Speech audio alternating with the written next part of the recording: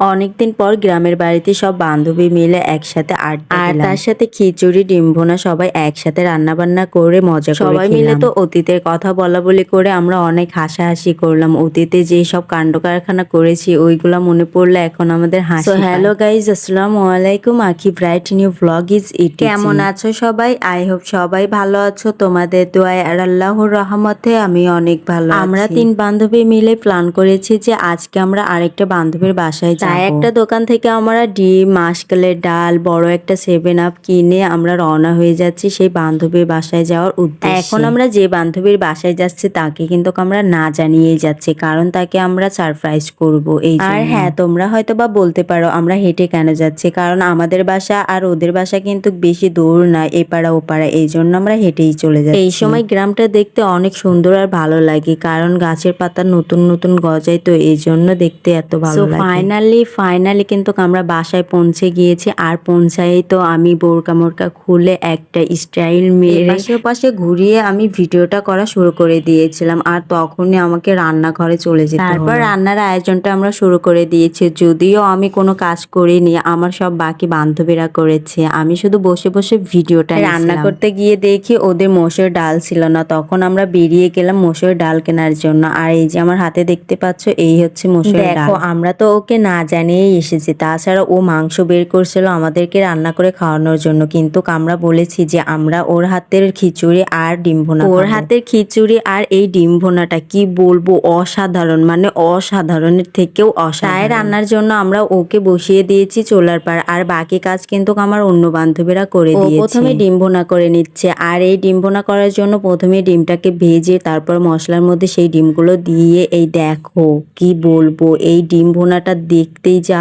না লোভনীয়। এবার কিন্তু খিচুড়ি রান্নার পাল্লা। আর খিচুড়িটাকে প্রথমে মশলাপাতি দিয়ে তারপর চাল ডাল এক করে কষিয়ে নি। তারপর ভাবলাম ও এখানে রান্না করতে থাকুক আর আমরা এই ফাঁকে ছাদ থেকে ঘুরে আসি। আমি তোমাদেরকে আজকে একটা জিনিস দেখাবো, ইউনিক একটা জিনিস, আমার খুব ভালো লেগেছে, তোমাদেরও অনেক ভালো লাগবে, আর দেখে তোমরাও না অনেক অবাক হয়ে যাবে জানো। এই দেখো, বিশ্বাস করবে আমি দেখি পুরাই অবাক। ছাদের উপর হচ্ছে টিনের ঘর, আর মানে চারচালা ঘর বলে। আর এই দেখো এত পরিমাণে এত সুন্দর এই ছাদের উপর সিস্টেমটা করছে, আমার এত ভালো লাগছে। আর এই দেখো টিনের ঘরে থাই লাগাইছে, দেখছো অনেক সুন্দর না? আমার অনেক ভালো লাগছে।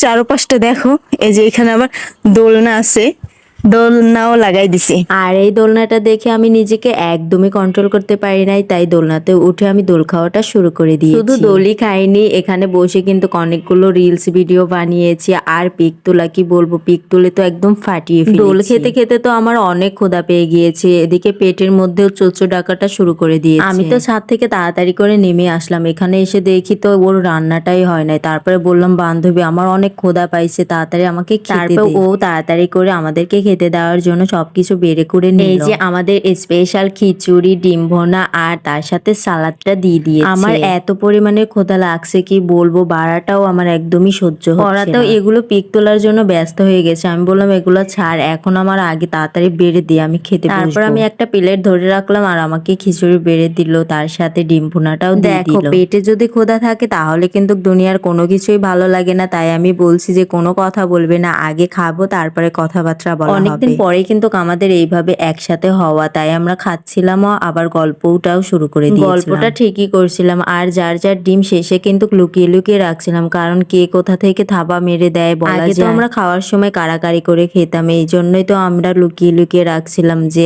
আগের মতন যদি ওরটা নিয়ে খেয়ে যাই হোক। আমরা খাওয়া দাওয়া শেষে এখন 7 আপ খাবো আর আড্ডা দিতে থাকবো। তো এখন আমরা এখানে আড্ডা দিতে থাকি। তোমরা এরকম আরো নিউ ভিডিও পাওয়ার জন্য আমার চ্যানেলটিকে সাবস্ক্রাইব আর পেজটাকে ফলো করে রাখো। এ পর্যন্ত শেষ করছি। Thank you so much. ভালো থাকবা সবাই। আল্লাহ হাফেজ।